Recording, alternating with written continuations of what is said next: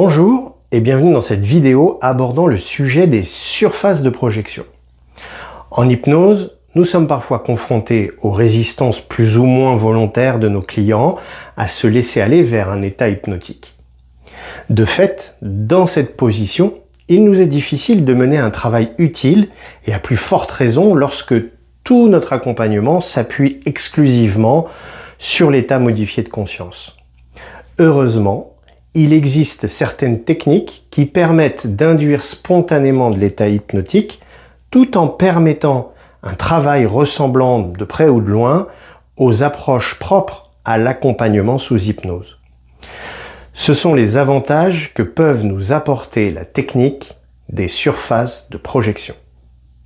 De façon simplifiée, l'idée est de mettre en place un dialogue entre différentes parties de notre consultant sans passer préalablement par une induction formellement identifiée.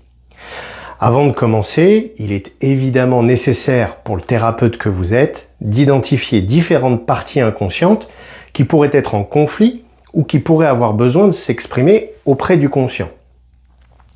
Lorsque vous avez repéré au moins l'une de ces parties, plutôt que de la faire émerger à l'intérieur grâce à l'état d'hypnose, vous pouvez lui donner corps par un support extérieur tel qu'un bibelot, un dessin, une image et tout objet à disposition lors de la séance.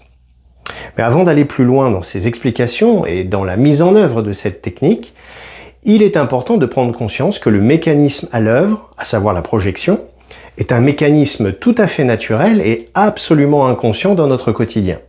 Par exemple, lorsque vous rencontrez pour la première fois une personne, vous allez de façon inconsciente projeter sur lui tout un tas de choses inconscientes et nourries par vos expériences passées avec des profils plus ou moins similaires. Vous en faites de même avec des lieux, des choses et tout ce que votre regard peut identifier comme un élément distinct.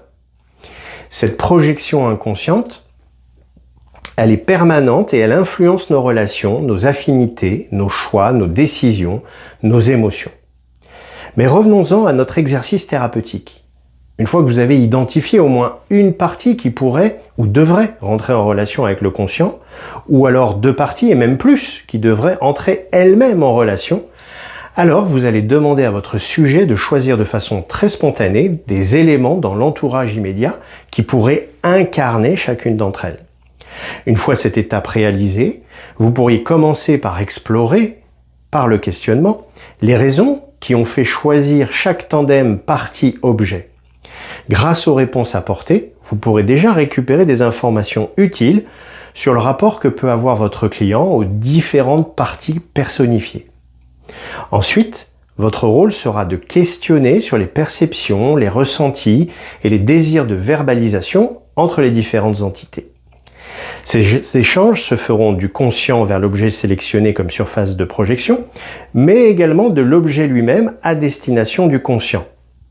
Dans le cas où plusieurs parties sont incarnées sur différentes surfaces de projection, nous pouvons aussi questionner sur les échanges qu'elles pourraient avoir l'une envers l'autre, en passant par le conscient qui serait le témoin et qui permet ainsi le retour d'informations de ce qui se dit entre elles.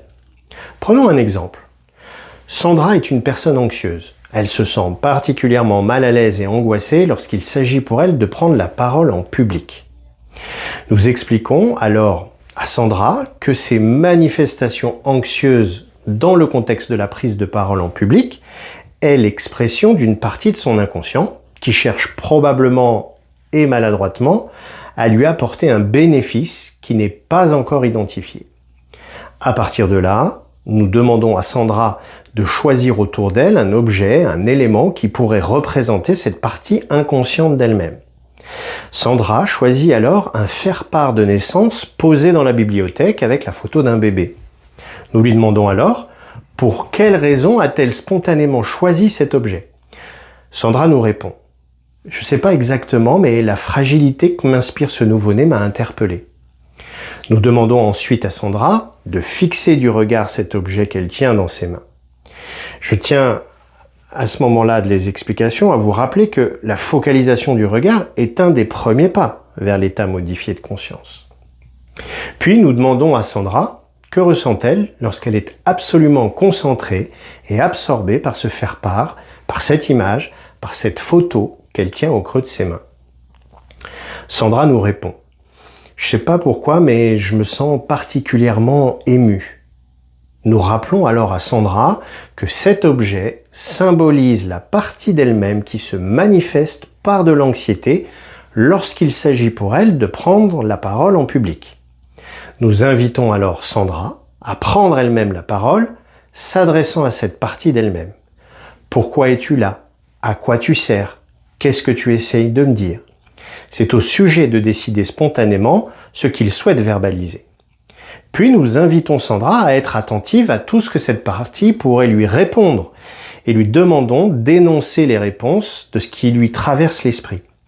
Sandra dit alors: ça me dit que c'est pour me protéger, mais je ne comprends pas en quoi le fait de m'empêcher de prendre la parole en public pourrait me protéger. Nous pouvons alors intervenir en disant à Sandra: eh bien, demandez-le lui, en quoi cela vous protège? Sandra répond: j'entends, comme ça tu ne seras pas exposé. Nous accompagnons toujours Sandra et l'invitons alors à demander: où as-tu appris qu'être exposé, c'est être en danger?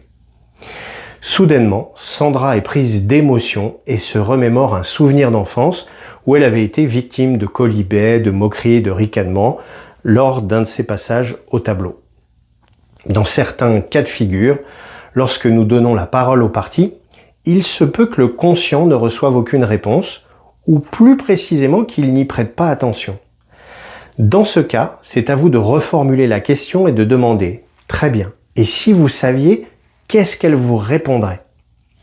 Bien souvent, grâce à cette formulation ouvrant la porte à une réflexion plus habituelle, le sujet est amené à imaginer la réponse. Dans la plupart des cas, la réponse apportée en apparence par le conscient correspond à ce qui aurait émergé en état modifié de conscience. In fine, cet exercice des surfaces de projection ouvre la porte à une communication entre conscient, inconscient et ses sous-parties, permettant la mise en œuvre finalement de protocoles de travail plus habituels, sans transformel. Pour pratiquer cette technique dans les meilleures conditions, inutile de vous préciser que plus votre lieu de consultation proposera une diversité importante d'objets et d'images diverses et variées, et plus les projections seront facilitées et précises.